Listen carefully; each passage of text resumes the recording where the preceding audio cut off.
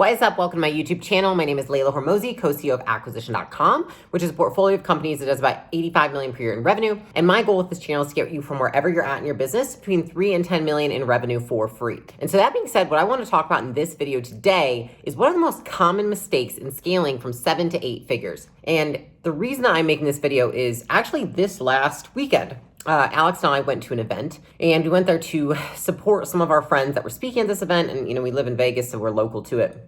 And so it's not hard to attend that kind of stuff. We were at that event, and a lot of people came up to us. And, for me, to give context, I think more people that are a little bit more operational came up to me. And we're talking about the content that I've been putting out and how it's been helping them, how it's really resonating with them, as they're really building into like an 8-figure business. And I was thinking more and more about it because I had a lot of conversations. I want to say I had 5 really great conversations with people who are at that point where they're at, I want to say between 4 and 6 million, and they're trying to scale to, 10 and beyond, right? I think everyone kind of has once you hit 7 figures, you're I really just want to hit 8 figures. And that's kind of the focus. And from those conversations, I was kind of thinking about how do I make content on this? What do I want to talk about? And I realized that each conversation was really me helping them work through why they're not there yet, right? And each person kind of had something that was a sticking point for them. And so when I was thinking about it, I was there's really 5 main things that I see when we're talking to companies, when we're working with our portfolio companies, when I'm talking to just, people in general, when I meet them, that stand out to me and that I realize that my brain is constantly looking for in their companies in terms of why they're not at that 8-figure mark yet. And so I wanted to share that with you guys today because these are things that I have gone through and I deeply feel. And so, I was talking to one woman at this event and she's like, I just feel like your content is so perfect for me. And I'm like, it's because I've done this 4 times. This is our 4th business that's, gone beyond 8 figures. And so I just want to share what's worked for me and what's helped me so you can avoid the pain, because the first time or 2 times you do it, it's really painful. But once you see patterns and you have pattern recognition, and that's really what experience is, right? It's pattern recognition on a scale that most people can't comprehend. And when you talk to 25 businesses a week that are in this range, right? They're going from 7 to 8 figures. It's really easy to start spotting what are the mistakes that people make that are stopping them from getting to 8 figures, right? And so, yes, I've done it myself, but it also helps to talk to so many businesses every week and see where they're at. And so that being said, I want to talk about the first mistake and probably the number 1 mistake that people make on their way to 8 figures. And guys, this is not the sexy shit. It's actually the really boring work. And sometimes I even get really weird talking about this stuff because I'm is anyone listening? Because all the stuff that is sexy, the marketing and sales, that's usually not the problem when you're trying to get to 8 figures. And I think that a lot of our portfolio companies would attest to that. The number 1 reason that people can't get from 7 to 8 figures is that they've incurred too much management debt.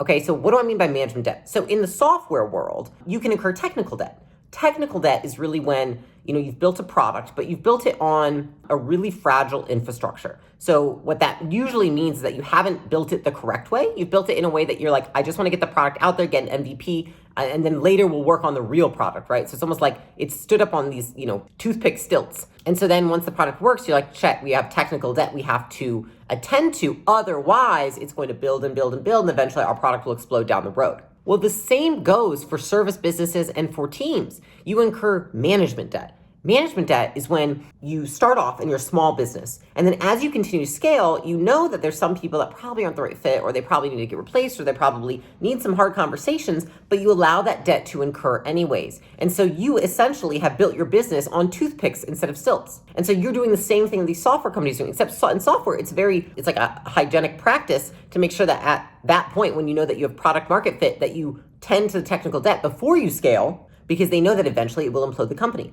It's the same with management, except the issue is that most people don't actually do that. Most people hold on very long. And honestly, if you're a great leader, which I think a lot of people that watch this channel are, you probably hold on way too long than you should be. And it's really tough. I understand because I've gone through it. I hate firing people. I hate knowing that people aren't going to be able to make it to the next level, right? And it's just the stats. In my last video, I talked about how to get promoted. I shared a lot of those, and I had a lot of people tell me, I don't want to show my team this. I'm why is this not an ongoing conversation? We want to make it one.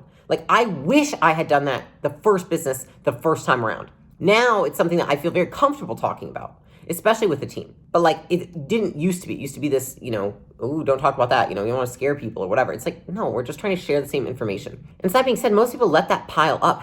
And what I see most of the time, and what we have to do with a lot of the companies that come in, is we have to flip people out, change their role, coach them up, or fire them. And the reason for that is that most people, it's they're waiting for permission for someone else to say, it's not you, it's them.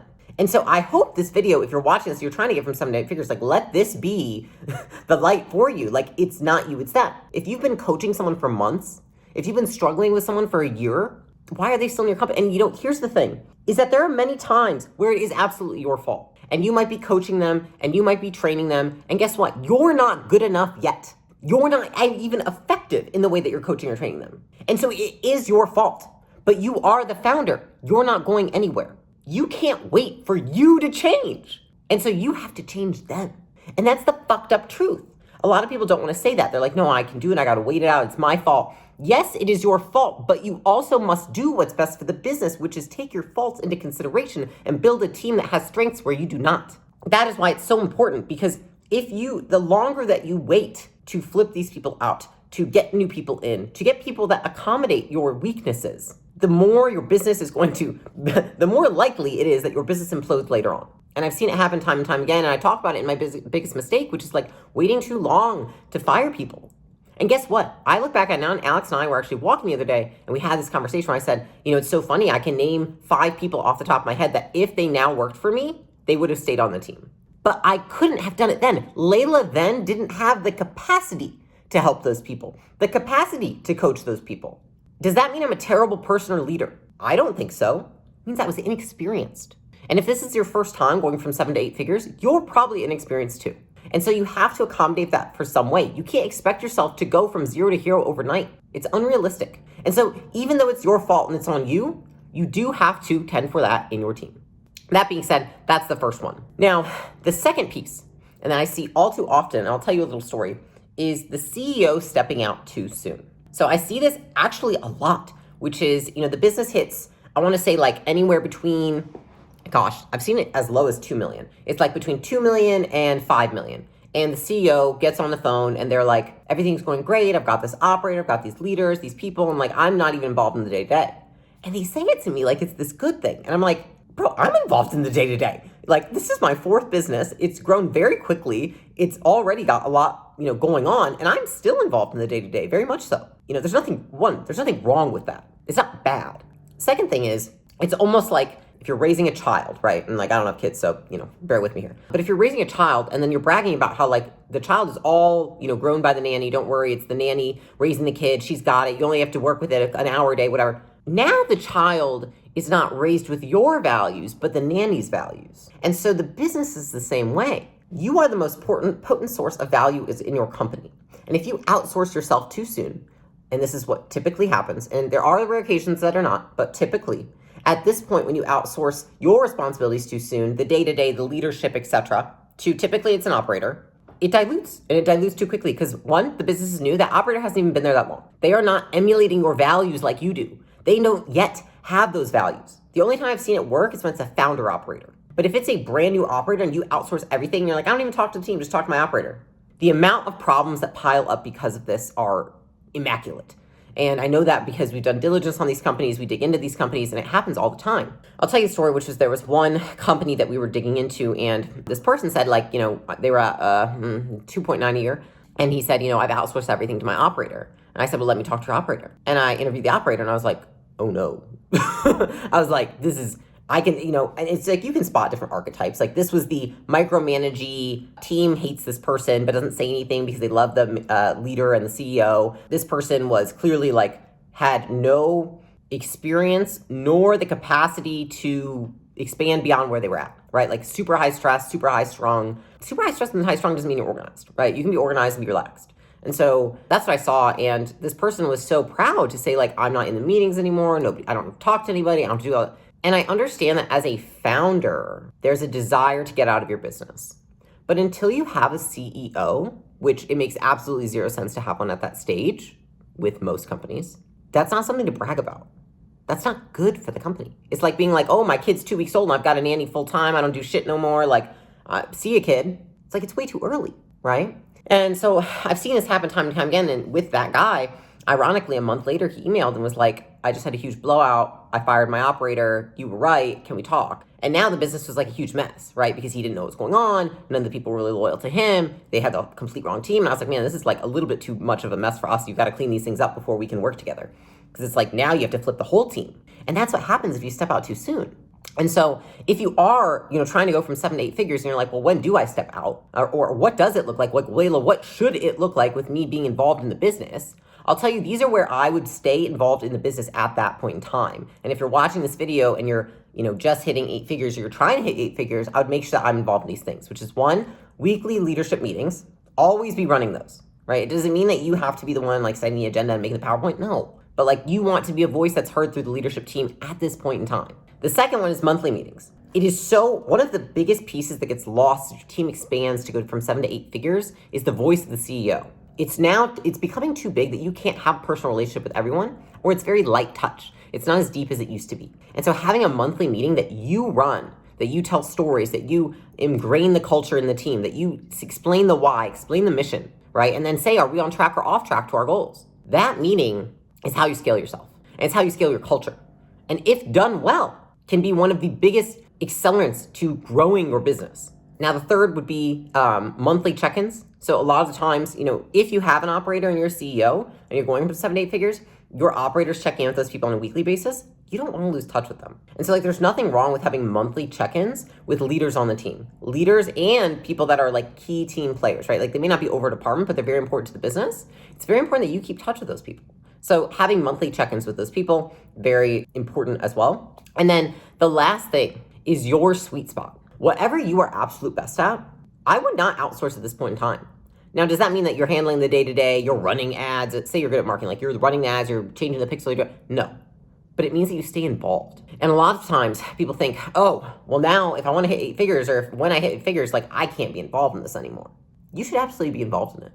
Like our company was doing 40, 50 million and I'm still involved in hiring people. I'm still involved in customer service. I'm still overlooking stuff.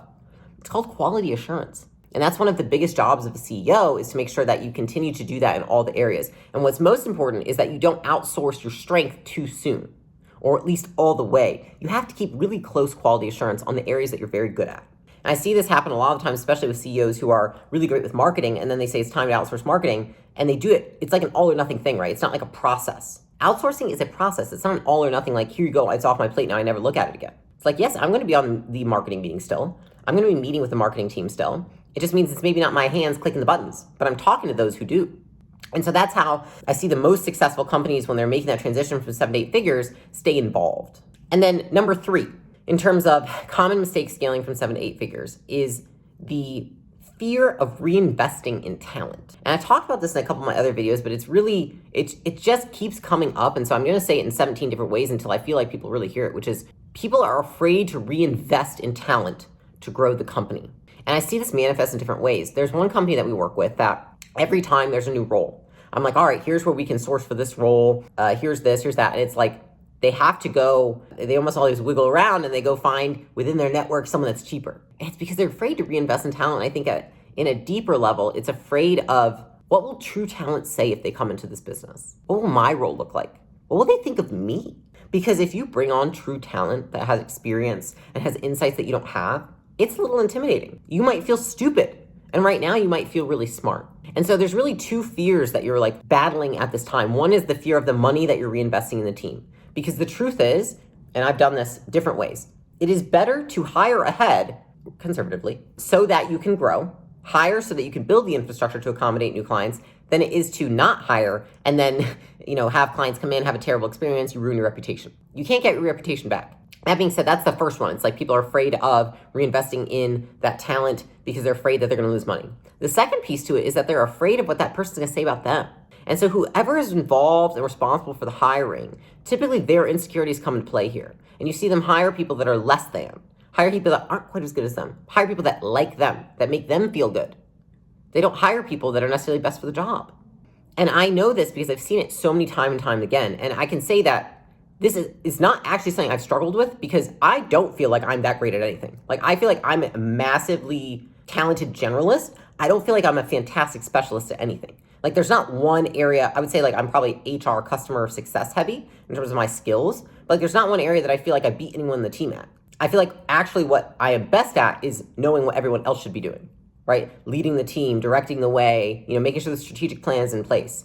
So because of that, every time I hire someone, I'm like, well, shit, I'm not good at anything, right? Like I think about it that way. It's like I can work really hard, but I'm not naturally gifted in this area that this person is. And I think if more people could kind of, because I have to dissect my own success, right? And it's like, I think that because I don't believe that I am better than most people at something, it is easier for me to hire someone who's very talented.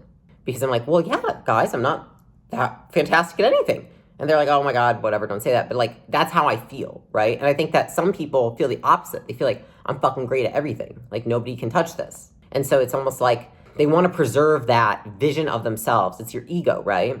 And they just want to continue to relive that story over and over again. And so because of that, they don't hire people that are actually equipped for the job. And so that's number 3. Number 4 is they won't do the boring work. Trying to get from 7 to 8 figures, and especially going from like low millions to 10 million, requires a shit ton of repetition.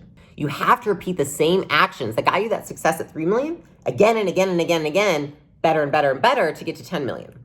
And most people don't have the attention span for this.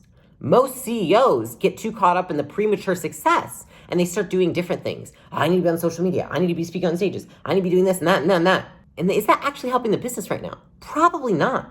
The business requires you to be boring for a little bit of time. And to scale a business often requires people to do the same thing over and over and over and over again.